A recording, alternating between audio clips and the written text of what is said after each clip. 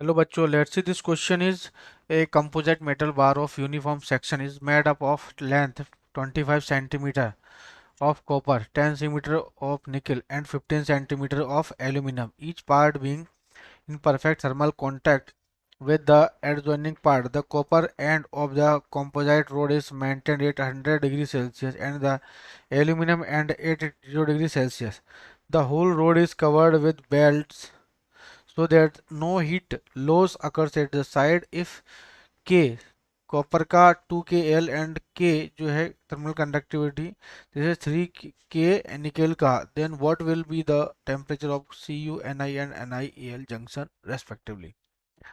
तो बच्चों यहाँ पे हमारे पास दो जंक्शन दे रखा है, एक तो ये वाला पॉइंट है, एक ये वाला पॉइंट है, कॉपर निकल और एल्यूमिनियम का। तो ये बच्चों सभी किस में कनेक्ट है, ये सभी के सभी किस में कनेक्ट है, सीरीज के अंदर कनेक्ट की हुई है।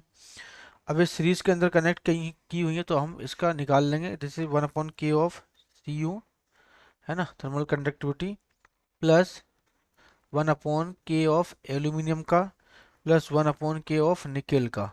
ये किसके इक्वल है, 3/k इक्विवेलेंट के इक्वल आएगा, क्योंकि तीन यहाँ पे मेटल दे रखे हैं। ठीक है, तो जाएगा 3/k equivalent is equal to 1/k। Copper का कितना जाएगा, कॉपर का है हमारे पास 2KAl और ये हो जाएगा 3KNi।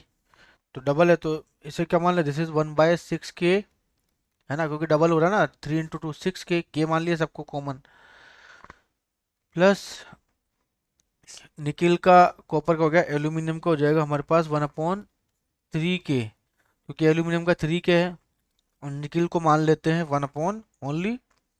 ठीक है, तो निकिल का हो जाएगा ओनली K।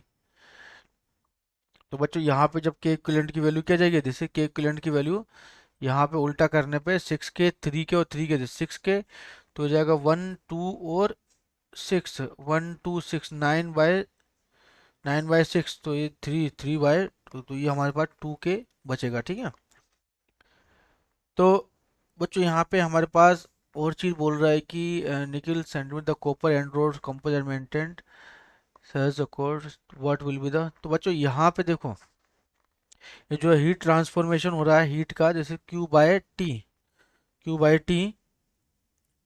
Q/T किसके लिए, चाहे किसी एक के लिए ले लो, आप कोई सा भी एक ले सकते हो यहाँ पे, Q/T कॉपर का, या फिर Q/T एल्यूमिनियम का, या फिर Q/T निकेल का। ये सारे के सारे बच्चों क्या है, इक्वली तो आ रहे हैं, क्योंकि ये इनके एक ही जंक्शन बन रहे हैं। ठीक है, क्योंकि फर्स्ट जंक्शन और सेकंड जंक्शन, तो यहाँ पे हीट का ट्रांसफॉर्मेशन हो रहा है।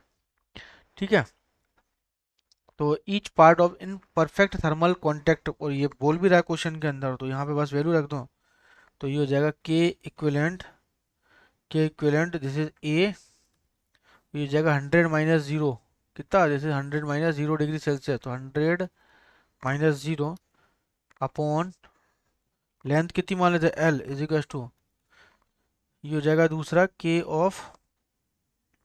इक्विवेलेंट किसका, ये किसी भी एक का मान, क्योंकि ये Q/T इक्विवेलेंट के इक्वल है, तो हो जाएगा K/Cu A into 100 - T1, 100 - T1, इधर T1 मान लेते हैं, है ना, 100 - T1 upon length of copper की।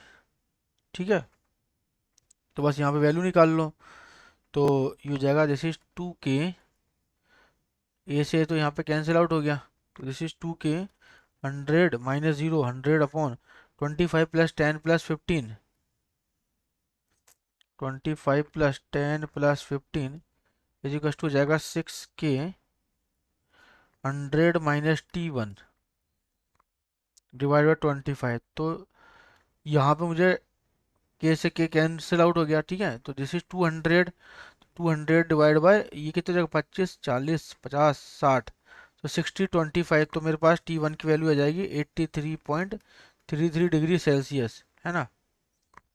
इसी तरह अब मुझे एल्यूमिनियम का निकालना है, इस वाले पार्ट का, तो ये हो जाएगा this is Q/T is equal to Q/T किसके लिए, एल्यूमिनियम के लिए, बस वैल्यू पुट करो, तो ये हो जाएगा 2K A 100 - 0 upon 50 is equal to क्या हो जाएगा, Q/T 3KA जाएगा T2 - 0, है ना, अपॉन 15, तो T2 की वैल्यू कितनी जाएगी, this is 15 degree 20 degree Celsius is our answer. तो option number B is correct. Best of luck.